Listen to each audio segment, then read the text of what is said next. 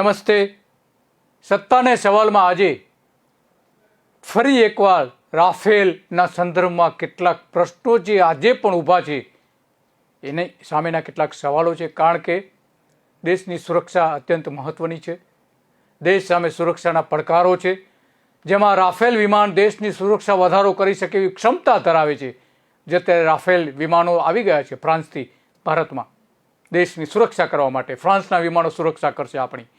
દેશ હિતના ભોગે ઉદ્યોગપતિઓને ફાયદો હાલની સરકારે કઈ રીતે કરાવ્યો અને શા માટે કરાવ્યો એ સતત સવાલ પૂછવામાં આવી રહ્યો છે. નરેન્દ્ર મોદીને પૂછવામાં આવી રહ્યો છે, કારણ કે અત્યારે જે વિમાન આવી ગયા છે 36 વિમાનોમાંથી 29 જેટલા વિમાનો ઓલરેડી આવી ગયા છે. તે સમયે રાફેલ વિમાનો ખરીદ કરવામાં બિપિન રાવતે મહત્વની ભૂમિકા ભજવી હતી. તેમણે રાફેલ વિમાનો ખરીદ કરવાની મંજૂરી આપીને દેશને વધારે મજબૂત કર્યો હતો. સીડીએસ જનરલ બિપિન રાવતનું હેલિકોપ્ટર તમિલનાડુના કુન્નૂરમાં તૂટી પડતા એનું મોત થયું હતું. તેમનું મોત કેમ થયું અને મોત પાછળના રહસ્ય શું છે તે શોધી કાઢવા માટે લશ્કર અને સ્થાનિક પોલીસ તપાસ કરી રહી છે. એમાં કેટલીક બાબતો બહાર આવશે. તેમના મોતનું રહસ્ય હજુ ઉકેલાયું નથી. હેલિકોપ્ટર કઈ રીતે તૂટી પડ્યું તે રહસ્ય લોકોને પરેશાન કરી રહ્યું છે. 8 ડિસેમ્બરના રોજ કુન્નૂર જંગલમાં MI-17V5 હેલિકોપ્ટર તૂટી પડ્યું હતું. જંગલોની અંદર તૂટી પડ્યું હતું. આ અકસ્માતમાં જનરલ રાવત, એમના પત્ની મધુલિકા સહિત 13 લોકોના મોત એ સમયે થયા હતા ઘટના સ્થળે. અને આ અકસ્માતમાં એકમાત્ર બચી ગયેલા ગ્રુપ કેપ્ટન વરુણ સિંહનું બેંગલુરુ હોસ્પિટલમાં સારવાર દરમિયાન આજે જ મોત થયું છે. આ અત્યંત કરુણ ઘટના છે ભારત માટે. એક કડી હતી કે જે હેલિકોપ્ટર તૂટી પડ્યું હતું, તે તોડી પાડવામાં આવ્યું હતું, તે શોધી શકાય એ માટેની આ એકમાત્ર કડી હતી જનરલ વરુણ સિંહની. એમનું પણ ડેથ થયું છે, દુઃખદ ડેથ થયું છે. આખા દેશને એનાથી આઘાત પણ લાગ્યો છે. 4 નવેમ્બર 2020માં ફ્રાન્સથી સીધા જામનગર એરબેઝ પર 3 રાફેલ લેન્ડ થયા હતા. એટલા માટે ગુજરાત સાથે રાફેલ વિમાન સીધું જોડાયેલું છે. આમ રાફેલ ગુજરાત સાથે સીધા સંબંધો પણ ધરાવે છે. વળી રાફેલ વિમાનો અનિલ અંબાણીની કંપની, કે જે ગુજરાતી છે અનિલ અંબાણી, એની કંપની ગુજરાતના પીપાવાવ બંદર પાસે જાફરાબાદમાં બનવાની હતી. આખી કંપની સ્થાપવાની હતી. ભારતમાં કઈ રીતે કંપની રાજ આવી ગયું છે તે રાફેલ વિમાન ખરીદીમાં જોવા મળી રહ્યું છે. જે કંપનીનું કોઈ અસ્તિત્વ ભારતમાં ન હતું તે અનિલ અંબાણીની કંપનીને 60,000 કરોડ રૂપિયામાંથી મોટા ભાગનો હિસ્સો એને ઠેકા તરીકે આપી દેવામાં આવ્યો હતો. ભારત સરકારની પોતાની કંપનીને બાજુ પર મૂકી દઈને કામ આપી દેવામાં આવ્યું હતું. કઈ રીતે કામ આપી દેવામાં આવ્યું હતું એ અંગેની ફરિયાદો વારંવાર પણ કરવામાં આવી છે. કેન્દ્ર સરકાર, ભારત સરકારમાંથી અનેક પ્રકારના જે નિર્ણયો લેવાયા છે એ નિર્ણયો ક્યારેય ગુજરાત દેશના લોકોને ઘણા બધા નિર્ણયો મંજૂર નથી થયા. ઘણા બધા. આ એક સૌથી મોટો સવાલ છે. અને કોંગ્રેસના સમયને નરેન્દ્ર મોદીએ, જે 2012ની ચૂંટણી હતી, 2012ની ચૂંટણી સમયે નરેન્દ્ર મોદીએ આખા ભારતમાં ચૂંટણી પ્રવાસ કરીને, આખા ગુજરાતમાં ચૂંટણી પ્રવાસ કરીને ચૂંટણી જીતવા માટેનો, 2012ની ચૂંટણી જીતવા માટેનો તમામ પ્રયત્ન કર્યો. ત્યારે મનમોહનસિંહ સામે એને વારંવાર આરોપો મૂક્યા હતા કે કેન્દ્ર સરકાર શું કરી રહી છે. સાંભળીએ નરેન્દ્ર મોદીને. 8 વર્ષમાં દિલ્હીથી કોઈ સારા સમાચાર તમે સાંભળ્યા છે? સવારે છાપું વાંચીને આનંદ થયો, હાશ આ એક સારું કામ થયું, એવી એક ઘટના છે ભાઈ. સમાચાર આવે તો સેના આવે છે. સમાચાર આવે તો સેના આવે છે. કૌભાંડો, ભ્રષ્ટાચાર, મોંઘવારી, કરવેરા, પ્રજા જીવન ઉપર જેટલો નાખી શકાય એટલો બોજ આના સમાચાર સિવાય 8 વર્ષ થયા દિલ્હીની સરકાર પાસેથી આ દેશના નાગરિકને કોઈ સમાચાર નથી મળતા. નરેન્દ્ર મોદી સ્પષ્ટ કહે છે કે કેન્દ્ર સરકાર જ્યારે કોંગ્રેસની હતી ત્યારે કોઈ સારા સમાચાર મળતા જ નહોતા, કોઈ સારા નિર્ણયો લેવાતા નહોતા. તો આ રાફેલનો નિર્ણય એ સારો નિર્ણય છે. એ કોંગ્રેસે જ લીધેલો નિર્ણય હતો. સારામાં સારો નિર્ણય કોંગ્રેસનો હતો. દેશભક્ત, ખરા દેશભક્ત મનમોહનસિંહ હતા, એમણે લીધેલો આ નિર્ણય હતો. સારામાં સારો નિર્ણય હતો. 126 વિમાનો લેવાના હતા અને નરેન્દ્ર મોદીએ 36 વિમાનો 3 ગણા ભાવે લીધા છે. મનમોહનસિંહે જે ભાવ નક્કી કર્યા હતા એના કરતાં 3 ગણા. સપ્ટેમ્બર 2016માં ફ્રેન્ચ સરકાર સાથે 36 રાફેલ જેટ માટે નરેન્દ્ર મોદીએ સોદો કર્યો હતો. કરાર પર ભારતીય વાયુસેનાના ઇમરજન્સી ઓર્ડર હેઠળ હસ્તાક્ષર કરવામાં આવ્યા હતા. તાત્કાલિક જરૂર છે એમ કહીને, પરંતુ ખરેખર તો આ 2002થી વાત ચાલી રહી હતી ખરીદવાની. 2014 સુધીમાં ફાઇનલ કરી નાખવામાં આવ્યું હતું અને 2019માં ડિલિવરી મળી જવાની હતી. હજુ સુધી મળી નથી સંપૂર્ણપણે. કોઈ પણ યુદ્ધ વિમાન કેટલું શક્તિશાળી છે તે તેની સેન્સર ક્ષમતા અને હથિયાર ઉપર નિર્ભર છે. મતલબ કે ફાઇટર પ્લેન કેટલા અંતરથી જોઈ શકે છે અને કેટલું દૂર સુધી એ માર આપી શકે છે એના ઉપર એની ક્ષમતાનો આધાર હોય છે. સામાન્ય રીતે ફાઇટર પ્લેન 40થી 50,000 ફૂટની ઊંચાઈ સુધી જાય છે, પરંતુ આપણે ઊંચાઈથી કોઈ યુદ્ધ વિમાનની તાકાતનો અંદાજ બાંધી શકાતો નથી. ભારતે અગાઉ 1997-98માં રશિયા પાસેથી સુખોઈ ખરીદ્યા હતા. સુખોઈ વિમાન, ફાઇટર વિમાનો ખરીદ્યા હતા. 20 વર્ષ પછી રફાલ ખરીદવાની વાત થઈ હતી. ટેકનોલોજી ત્યાર પછી કારણ કે સંપૂર્ણપણે બદલાઈ ગઈ છે. બિપિન રાવત ભારતીય સેનાના વડા હતા ત્યારે તેમણે 2 ફ્રન્ટ વોર એટલે કે એક સાથે 2 દેશોના આક્રમણની વાત કરી હતી. 2 દેશો કયા હતા? સ્વાભાવિક રીતે પાકિસ્તાન અને ચીન. હેલિકોપ્ટર દુર્ઘટનાનો છેલ્લો વિડીયો ઉતારનાર પ્રતિબંધિત જંગલ વિસ્તારમાં હતા. આ વિડીયો જે ઉતાર્યો હતો એને ફાઇલ ફૂટેજીસ આપણે જોઈ રહ્યા છે. વિડીયો બનાવનારા શું કહેતા હતા? મોબાઈલ પર જપ્ત કરીને ફોરેન્સિક તપાસ માટે મોકલી આપવામાં આવ્યા છે. એની તપાસ ચાલી રહી છે. સીડીએસ જનરલ બિપિન રાવતના હેલિકોપ્ટર તમિલનાડુના કુન્નૂરમાં કેસ થયા પહેલા છેલ્લા વિડીયો પર હવે સવાલો પણ ઊભા થઈ રહ્યા છે કે ખરેખર શું હતું. મીડિયા રિપોર્ટ અનુસાર સ્થાનિક પોલીસે વિડીયો બનાવનાર વ્યક્તિને મોબાઈલ ફોન જપ્ત કરીને એને ફોરેન્સિક તપાસ માટે મોકલી આપ્યો છે. કારણ કે એ સમયે ત્યાં જંગલમાં શું કરી રહ્યા હતા બધા, અને સ્વાભાવિક છે એની પૂછપરછ થાય. જો નિર્દોષ હશે તો છૂટી પણ જશે. ભારતીય સેનાના સર્વોચ્ચ અધિકારી જનરલ બિપિન રાવત, તેમના પત્ની મધુલિકા રાવત અને 11 અન્ય સૈનિક અધિકારીઓ 8 ડિસેમ્બર કુન્નૂરમાં એક કાર્યક્રમમાં હાજરી આપવા માટે જઈ રહ્યા હતા. MI-17 VS-5 હેલિકોપ્ટરમાં. આ હેલિકોપ્ટર વેલિંગ્ટન એરબેઝથી માત્ર 7 મિનિટના અંતરે કુન્નૂરમાં તૂટી પડ્યું હતું. એ આપણે બધું જ જાણીએ છીએ. પરંતુ એમાં જે દાઝી ગયા હતા કેપ્ટન, એનું આજે કરુણ મોત થયું છે. રાફેલ વિમાનો ખરીદવાની જેમની મહત્વની ભૂમિકા રહી હતી એના દેશભક્ત રાવતનું આજે આવી રીતે કેમ મોત થયું તે કોઈ માનવા આજે પણ તૈયાર નથી. શા માટે, કઈ રીતે, સરનું કારણ શું છે મોત થવાનું? કારણો હજુ સુધી સ્પષ્ટ થયા નથી. રાફેલ વિમાનની ખરીદી અંગે ફ્રાન્સમાં તપાસ થઈ રહી છે. ભારતમાં જેની તપાસ પર નર્મદા અને ગંગાનું પાણી ફેરવી નાખવામાં આવ્યું છે. તપાસ ઉપર શા માટે તપાસમાં ફેરવી નાખ્યું છે એ અંગેનું કોંગ્રેસના પ્રવક્તા જે છે પવન ખેર, એ શું કહી રહ્યા છે આપણે સાંભળીએ. 526 करोड़ की चीज 1670 करोड़ में आप लेते हैं, ट्रांसफर ऑफ टेक्नोलॉजी आप निरस्त कर देते हैं, बैंक गारंटी आप नहीं लेते, आरोप हम पर लगाते हैं. हम तो निविदा से कर रहे थे, हम तो एंटी करप्शन क्लॉज भी ला रहे थे, आपने वो हटाया और आगे बढ़कर हटाया और रक्षा मंत्रालय को बाईपास करके ओवर रूल करके हटाया. आपने लॉ मिनिस्ट्री को ओवर रूल करके हटाया.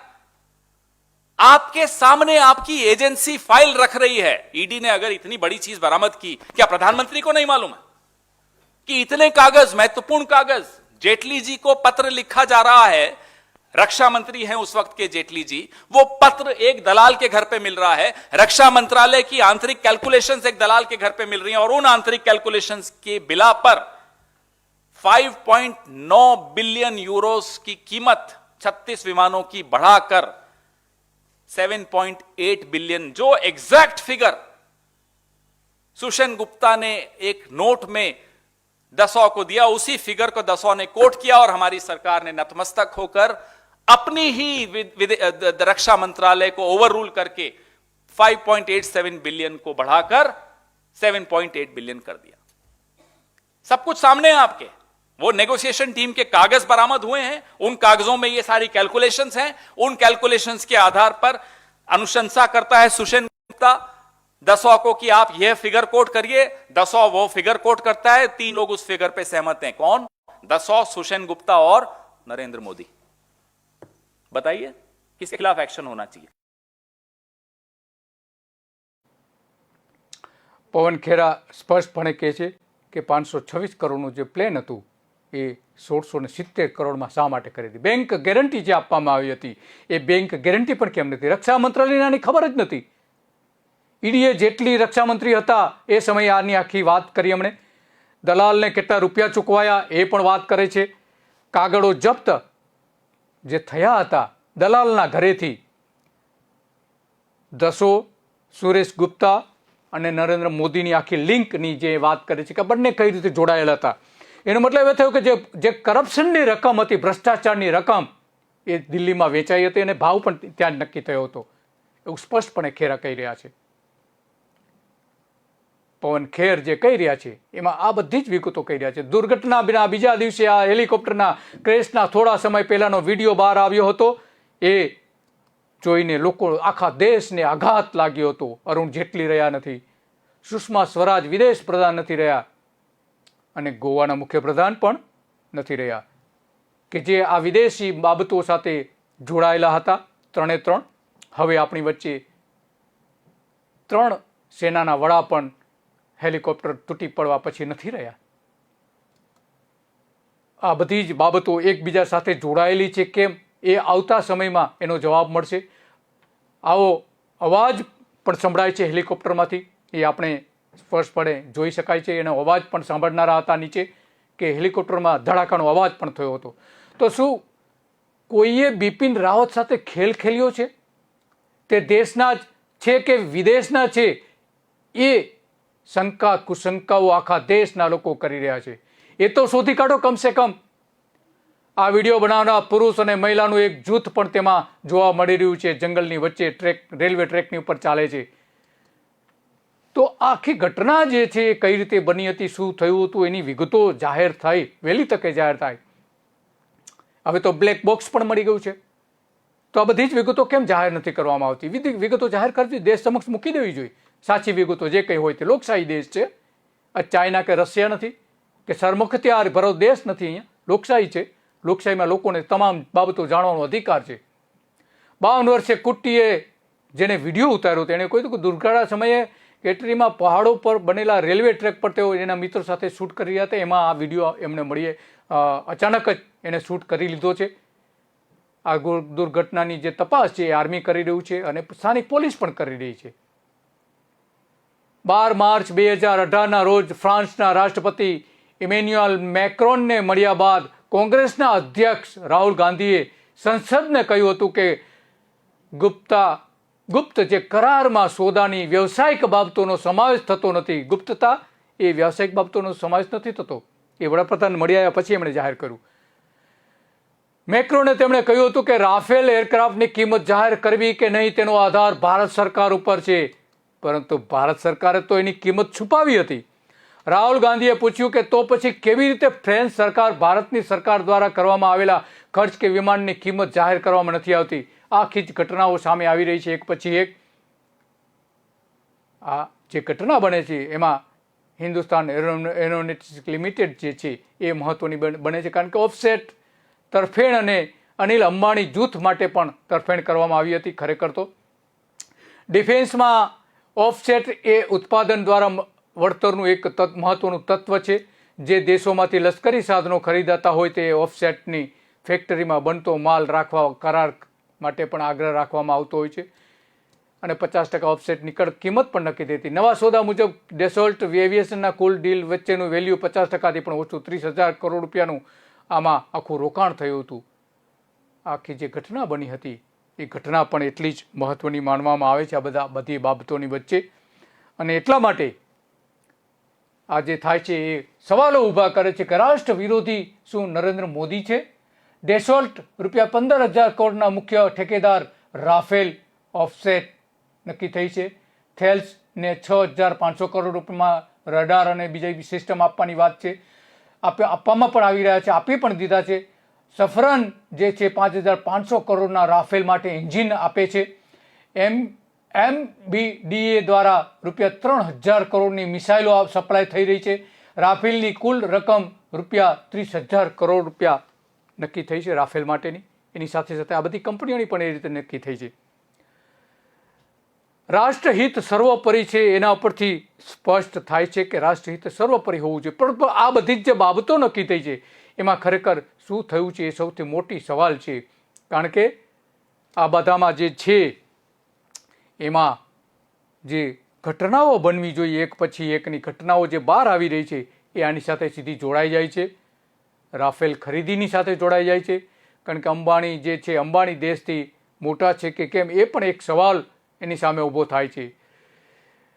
કારણ કે રિલાયન્સ એરોસ્ટ્રક્ચર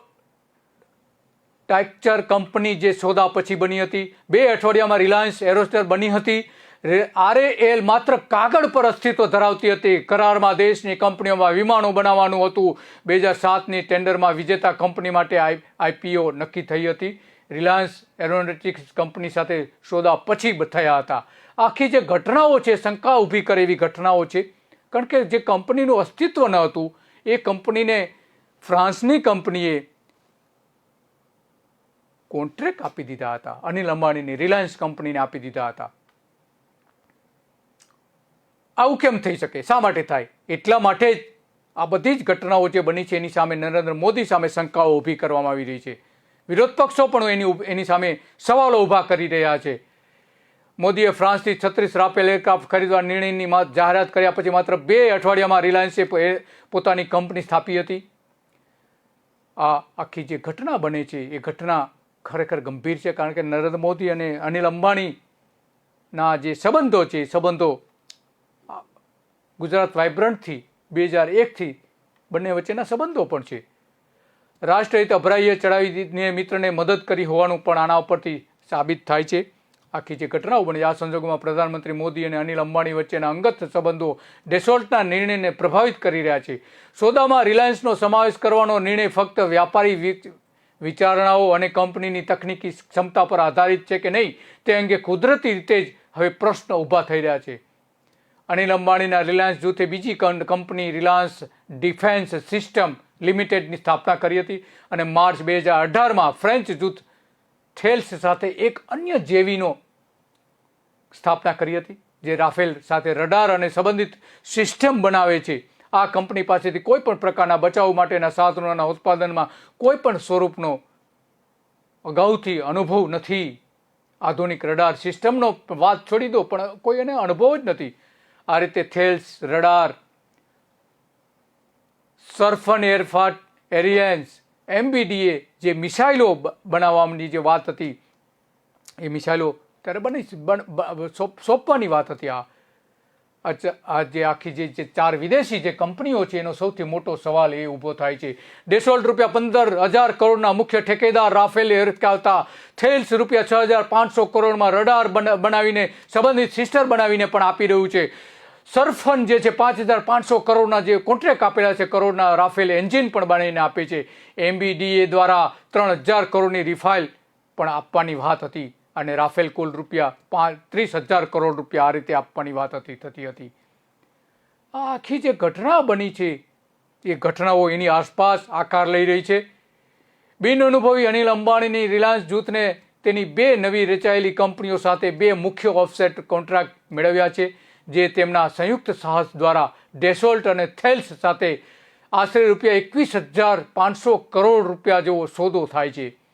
રસપ્રદ વાત તો એ છે કે જ્યારે ડેસોલ્ટે રિલાયન્સને તેના સંયુક્ત સાહસ ભાગીદાર તરીકે પસંદ કરી ત્યારે અનિલ અંબાણી ગ્રુપ પાસે તેના પોતાની નાણાકીય જાહેરાતના અનુસંધાનમાં આશરે 1,21,000 કરોડ રૂપિયાનું દેવું હતું.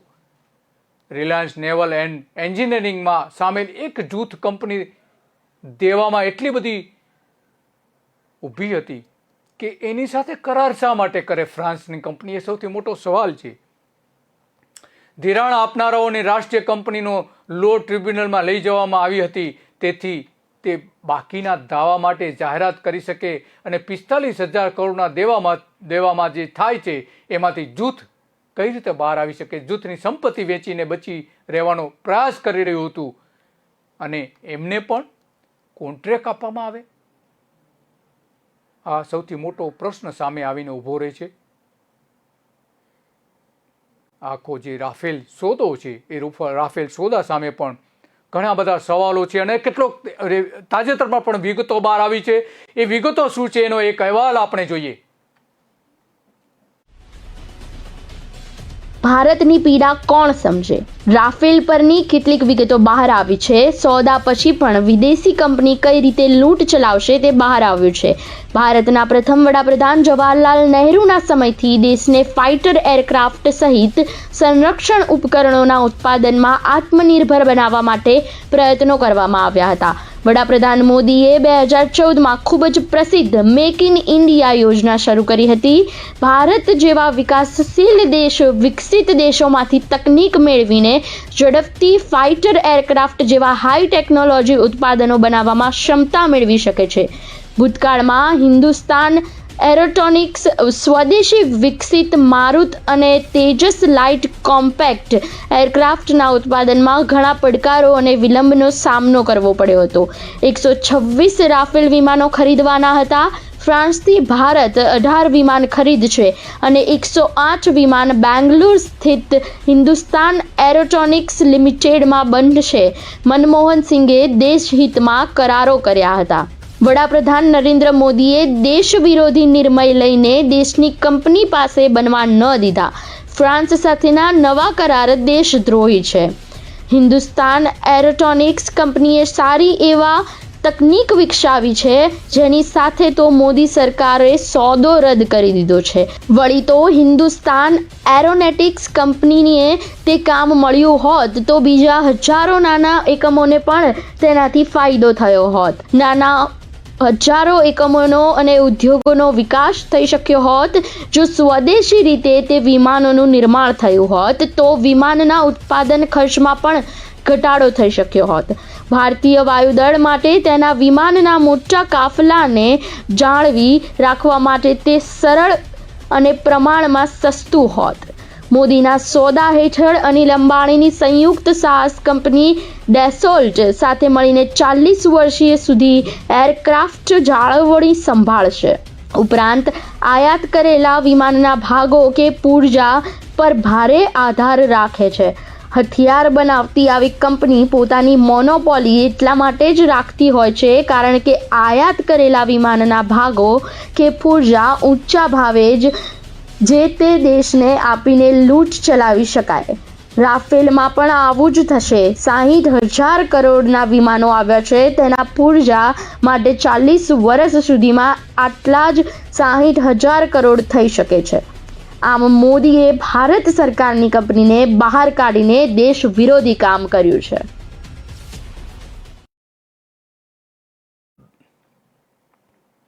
રાફેલ વિમાન બનાવવાનો જે સોદો નરેન્દ્ર મોદીએ કરેલો હતો એ આર્થિક રીતે પછાત થઈ ગયેલા અનિલ અંબાણી જૂથ માટે જીવાદોરી બની ગયો હતો.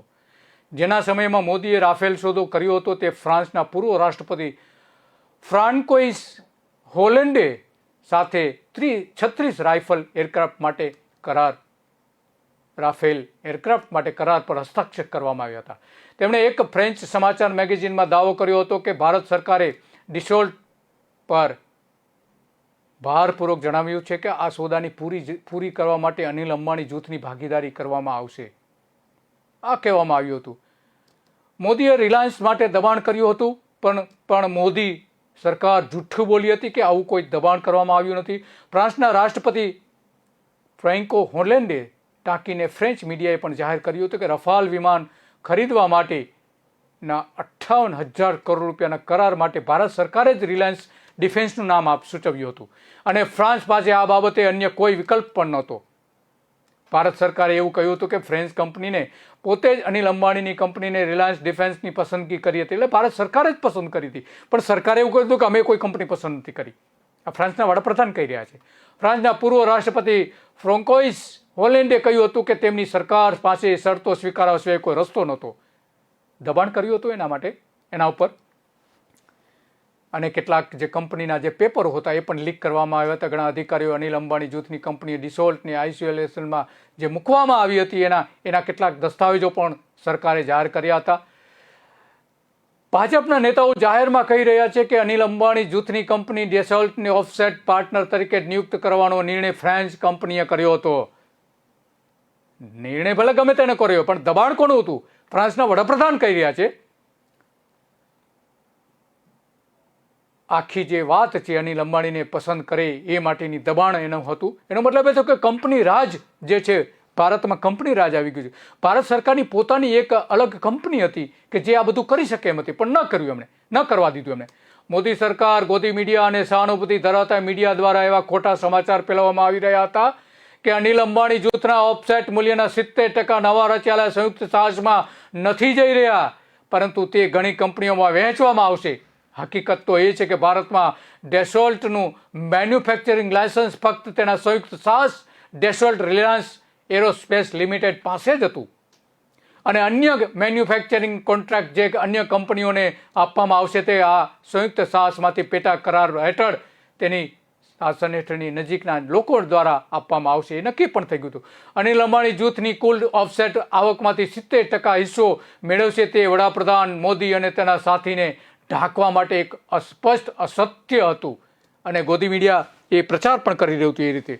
પરંતુ રહસ્ય એ છુપાવી રહ્યા છે કે 2 સપ્તાહ બાદ મોદી સરકારે યુપીએ સરકારને 600 કરોડ રૂપિયામાં રાફેલ ખરીદીની ડીલને 1600 કરોડ રૂપિયામાં કઈ રીતે ફેરવી દીધી. આખી બાબત જ આ માટે મૌન બનાવી દે, મૌન થઈ ગયા હતા સરકાર આખી. આજે પણ મૌન છે. નરેન્દ્ર મોદીએ એક હરફ પણ ઉચ્ચાર્યો નથી. નક્કી કરેલો સોદો એક પક્ષીય રીતે મોદીએ બદલી કાઢવાનું નક્કી કર્યું હતું. તેનો બચાવ કરવા માટે પ્રધાનમંડળ ઉતરી પડ્યું હતું, જેમાં નાણાપ્રધાન અરુણ જેટલી, કાયદા પ્રધાન રવિશંકર પ્રસાદ, સંરક્ષણ પ્રધાન નિર્મલા સીતારામને કહ્યું હતું કે જે 126 યુદ્ધ વિમાનો ખરીદવાનો મૂળ સોદો રદ કરવાનો પડ્યો, કારણ કે ડેસોલ્ટ અને હિન્દુસ્તાન એરોનોટિક્સ લિમિટેડ દ્વારા આધુનિક યુદ્ધ વિમાન બનાવવા માટે અસમર્થ હતા, જેમાં હિન્દુસ્તાન એરોનોટિક્સ લિમિટેડ જે વોરંટીની શરતો પર કરાર કરી શકે નહીં. આવો દાવો સ્પષ્ટપણે ખોટો હતો. એનો મતલબ એ થયો કે નરેન્દ્ર મોદીની સરકાર જુઠ્ઠું બોલતી હતી. નરેન્દ્ર મોદીની સરકાર આજ સુધી એ જુઠ્ઠાણાને સત્યમાં ફેરવવા માટેનો કોઈ પ્રયત્ન નરેન્દ્ર મોદીએ નથી કર્યો. તો શું નરેન્દ્ર મોદીના જે બધા જ નિર્ણયો છે એ નિર્ણયો એક પછી એક જો જોવામાં આવે તો રાષ્ટ્રહિતની સાથે જોડાયેલા નથી. આમાં ક્યાંય રાષ્ટ્રહિત દેખાતું નથી. માત્ર ને માત્ર એક કંપનીનું હિત દેખાઈ રહ્યું છે. માત્ર ને માત્ર ભારતમાં કંપની રાજ આવી ગયું હોય એનું હિત દેખાઈ રહ્યું છે. ભારત સરકારની પોતાની કંપની આ વિમાનોનું ઉત્પાદન કરી શકવા માટે સક્ષમ હતી, છતાં પણ રિલાયન્સને કેમ એ સોદો આપવામાં આવ્યો એ સૌથી મોટો સવાલ છે. આજે 60,000 કરોડ રૂપિયાના વિમાનો ખરીદવામાં આવ્યા. એ વિમાનોની ખરીદી વાજબી હતી, ભારતની સુરક્ષા માટે વાજબી હતા વિમાનોની ખરીદી, અને એટલા માટે બિપિન રાવતની જે શહીદી છે એ શહીદી પહેલાં પણ એમણે જે નિર્ણયો લીધા હતા એ સાચા નિર્ણયો હતા, કારણ કે દેશને જરૂર હતી આ વિમાનની. પરંતુ વિમાન ખરીદવા પાછળના જે અમુક સવાલો ઊભા થાય છે એ સવાલો નરેન્દ્ર મોદીની રાષ્ટ્રભક્તિ સામે સવાલો છે. શું નરેન્દ્ર મોદી રાષ્ટ્રદ્રોહી બની રહ્યા છે? એ આ આખા સોદા ઉપરથી સ્પષ્ટ દેખાઈ રહ્યું છે. માત્ર ને માત્ર એણે આર્થિક હિત જોયું છે કે એના મિત્રોનું. શા માટે રિલાયન્સને એ જવાબદારી આપી? કંપની પોતે ભારત સરકારની કંપની પોતે આ વિમાનો બનાવી શકે એમ હતી, એવી ક્ષમતા હતી. 600 કરોડ રૂપિયાનું એક વિમાન ખરીદવાનું મનમોહનસિંહે નક્કી કર્યું હતું. એ શા માટે તમે 1600 કરોડ રૂપિયાથી પણ વધારે ભાવ આપી દીધો? એક વિમાન પાછળ 1000 કરોડ રૂપિયા ક્યાં ગયા? કોને આપવામાં આવ્યા? આનો જવાબ આજુ સુધી મળતો નથી. અને કેટલીક જે શરતો બદલી કાઢવામાં આવી એ શરતો શા માટે બદલાવી? કોન્ટ્રાક્ટ શા માટે રદ કરી દીધો? એ સૌથી મોટો સવાલ છે નરેન્દ્ર મોદીની નિષ્ઠા સામેનો. આમાં કોઈ જ નિષ્ઠા નરેન્દ્ર મોદીની દેશ પ્રત્યેની નિષ્ઠા ક્યાંય દેખાતી નથી. વહેલી તકે નરેન્દ્ર મોદીએ આ બધા જ પ્રશ્નોના જવાબો જાહેર જનતાની વચ્ચે આપવા જોઈએ એવું સ્પષ્ટપણે માનવામાં આવી રહ્યું છે. અને જ્યાં સુધી નરેન્દ્ર મોદી આ અંગેની કોઈ સ્પષ્ટતા નહીં કરે, વારાણસીમાં 2 દિવસ સુધી ફરવામાં સમય છે વડાપ્રધાન પાસે, પરંતુ એક રાફેલ સોદા સામે જેની સામે આંગળી ચીંધાઈ રહી છે એ અંગેનો જવાબ આજ સુધી નરેન્દ્ર મોદીએ નથી આપ્યો. જે કંઈ સરકારે જવાબો આપેલા છે એ સરકારે આપેલા જવાબો પણ અસત્ય છે. એટલા માટે હવે સરકાર સામેના સવાલો વારંવાર ઊભા થઈ રહ્યા છે. નરેન્દ્ર મોદી સામેના સવાલો વારંવાર ઊભા થઈ રહ્યા છે. જ્યાં સુધી નરેન્દ્ર મોદી આના કોઈ જવાબો નહીં આપે ત્યાં સુધી ભારતની જનતા નરેન્દ્ર મોદી સામે આંગળી ચીંધીને સવાલો કરશે કે તમે વહેલી તકે આ 60,000 કરોડ રૂપિયા અમારા ટેક્સના તમે ચૂકવ્યા છે એ કઈ રીતે તમે એની ચૂકવણી કરી છે એની સ્પષ્ટતા કરો, જાહેર કરો તમે. નમસ્તે.